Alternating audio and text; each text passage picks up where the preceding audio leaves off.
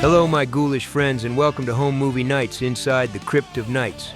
Tonight, we're letting shine another side of our geekiness, the gridiron nut. We will try to keep our loyalties in check in order to be as objective as possible in bringing you the list of the best football docuseries that you can and should stream today. Number 5, Last Chance U. An oldie but goodie, Netflix's Last Chance U is a football docuseries that for the first 2 seasons focused not on a powerhouse university, but on East Mississippi Community College, a junior college program coached by Buddy Stevens that has unexpectedly become a national title machine. The series enters a football landscape crowded with shows like Hard Knocks and All or Nothing, highlighting EMCC's rise from a tiny, overlooked town to a feeder pipeline for the SEC and even the NFL. It follows the team during a 24-game winning streak, centering on a quarterback controversy and a roster full of academically struggling players whose futures hinge on football success and classroom survival. While the series delivers emotional game footage, fiery halftime speeches, and compelling player arcs, it also leans heavily into familiar narratives of saving troubled athletes. Academic advisor Brittany Wagner becomes the unlikely central character, echoing the blindside dynamic as she pushes players to meet basic school requirements.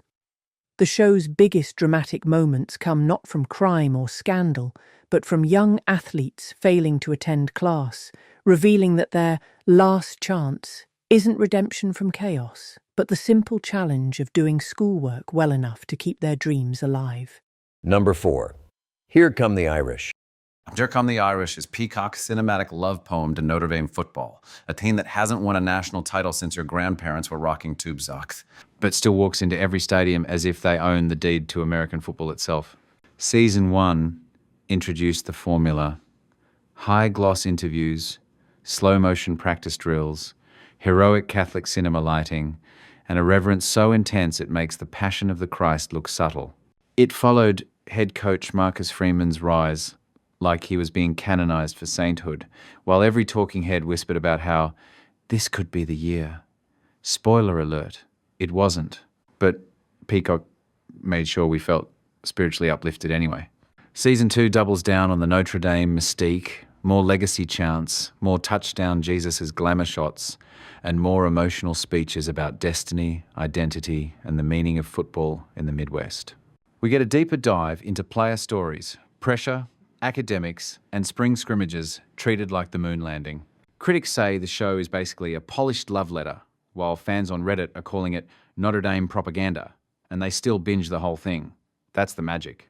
It's less a documentary and more a pilgrimage. You're not here for scandal or grit. You're here to admire a program that believes tradition matters more than winning. And honestly, Peacock makes you believe it too. If you want Hard Knocks, look elsewhere. If you want a sermon with cleats, stream it, peasants. Go Irish. Number 3, The Money Game, LSU.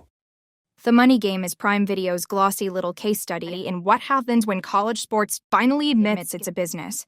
Instead of pretending these athletes are just students who happen to run very fast, the series follows LSU stars like Livy Dunn, Jaden Daniels, Angel Reese, and others as they navigate the new NIL world. Brand deals, social media clout, and six-figure contracts that used to be whispered about under the table. The show frames NIL as a sudden Wild West shift after the 2021 Supreme Court ruling, but wisely lets the players push back. For kids who come from nothing, this isn't chaos, it's survival, and finally getting paid for carrying an entire billion-dollar industry on their backs. Where it gets genuinely interesting, yes, even for a Vanderbilt fan, is in the contrast between the 1% and everyone else. Daniels can recreate a game-winning play for a $50,000 commercial, while Olympic athletes like Aaliyah Armstrong are killing themselves with training, classes, and the extra job of chasing smaller NIL deals that still mean the world to them. LSU administrator Taylor Jacobs quietly becomes the show's moral center, admitting most athletes don't have massive platforms and need real help navigating this mess.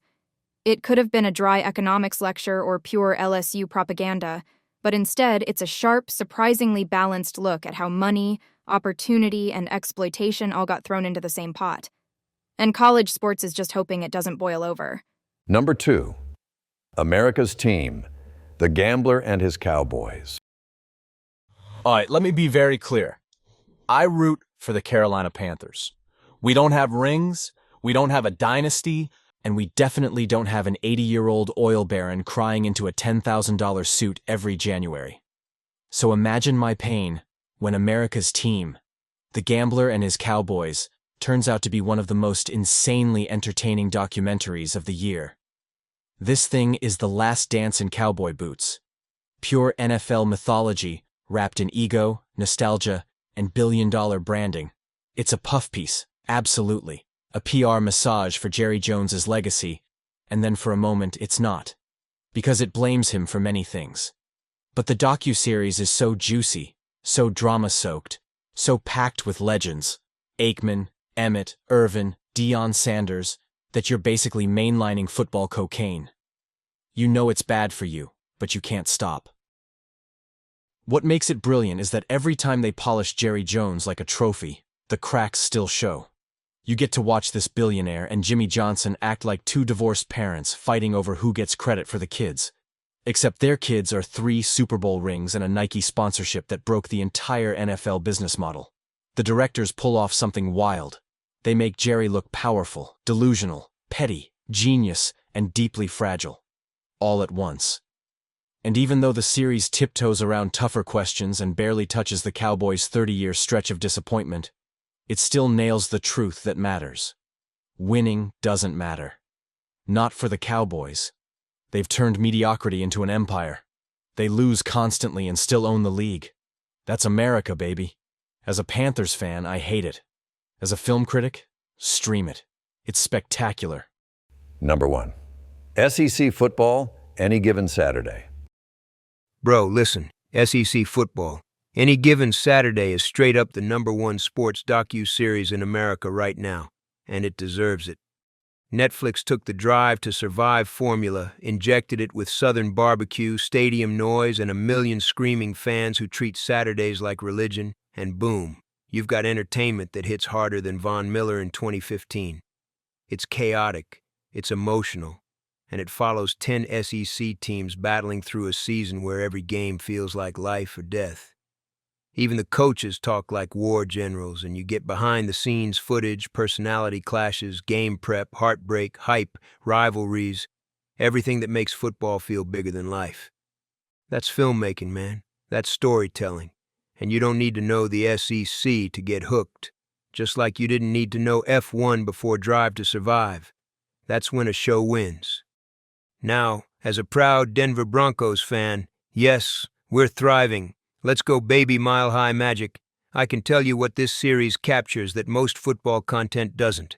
The ecosystem of obsession, the stadium culture, the fan rituals, the pressure on 18-year-olds who carry an entire region's identity on their shoulders. Even when Netflix couldn't land every SEC team, no Bama, no Georgia, crazy, the doc still nails the vibe.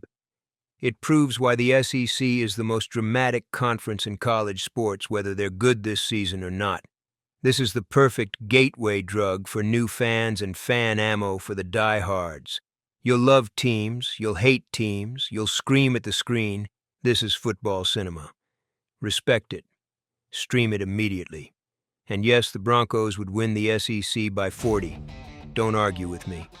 Thanks again for tuning in to Home Movie Nights, and please click on the next video to keep watching the Crypt of Nights.